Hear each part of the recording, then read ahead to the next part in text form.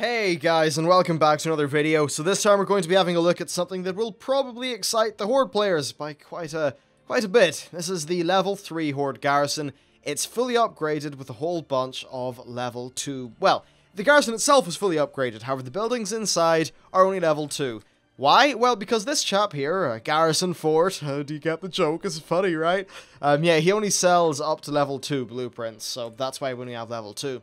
Anyway, once we actually move into the garrison's area, it sort of zones us away from all those people. I'd imagine that if we were in a party with someone, it would just take us into the party leader's garrison. Now then, what's different about the level 3 version of the garrison? Well, it's a little bit bigger, isn't it? Yeah. In terms of, like, the walls and stuff like that, you know, the guard towers are larger. It's got a bigger gate. It's got a far more functional gate. That one looks a little bit more sturdy than the level 2 version. And when you actually get inside, what you notice is there's a few more plots, and, well, that's really it. Honestly, this doesn't look like it's geographically much more ginormous than the level 2 garrison.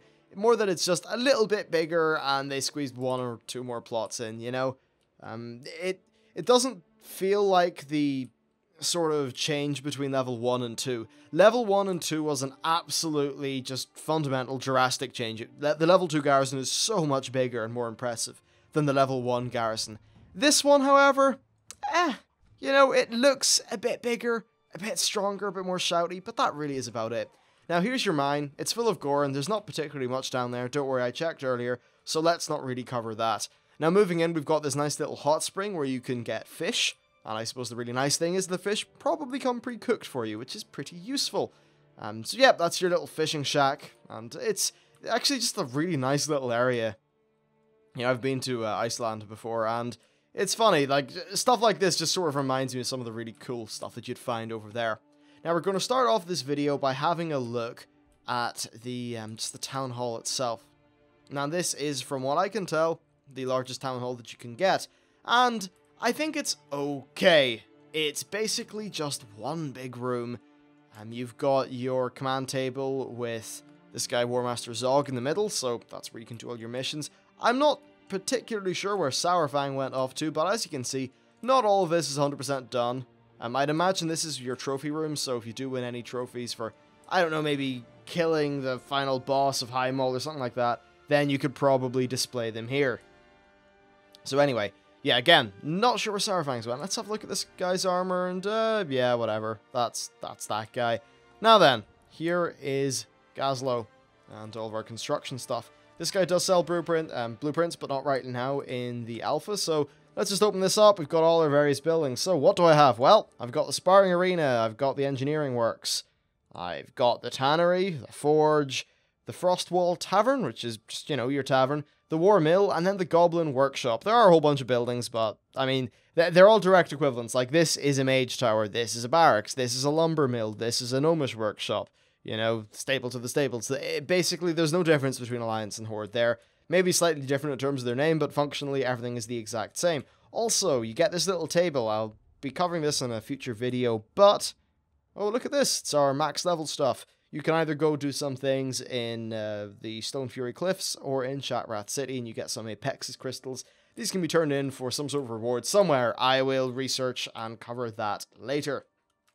So let's have a look at these new buildings.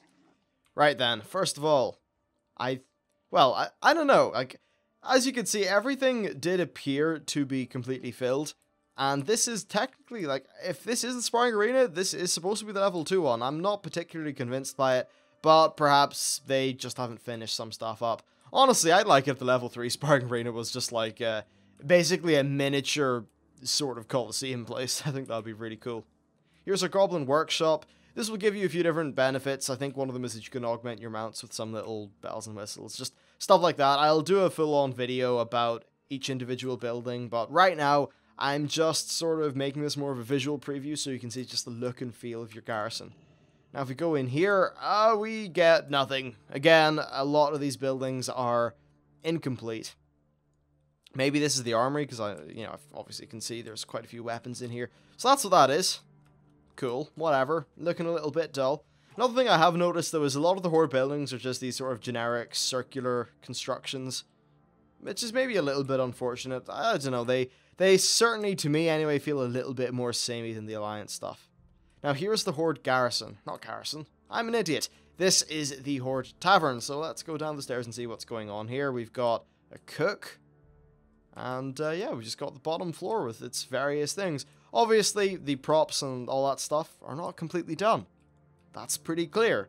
I bet I'll find someone in the comments complaining about it, but whatever. And also, there probably shouldn't be human NPCs in here. I'd imagine that's just a temporary thing. Here's the Headhunter NPC, so what you can do here is basically recruit followers based on some different traits. See you later. That's pretty cool. And here's the upstairs. Again, not completely finished, so let's just get moving and have a look at some of the other things. So we're back at the main gates now, and in the middle is where you have your smaller profession buildings. So we've got this, which I believe is the storehouse. The storehouse comes with bankers. Again, these are Alliance NPCs. I just imagine that the Horde version of those NPCs is not, I don't know, hasn't been added or something. Here's Khadgar. He does appear to be friendly to everyone, but I mean, hey, look at those dead eyes, and he's just sitting there looking at nothing. So maybe this is just like, I don't know, dead Khadgar or something. Here is, actually another building with bankers in it. That's rather strange.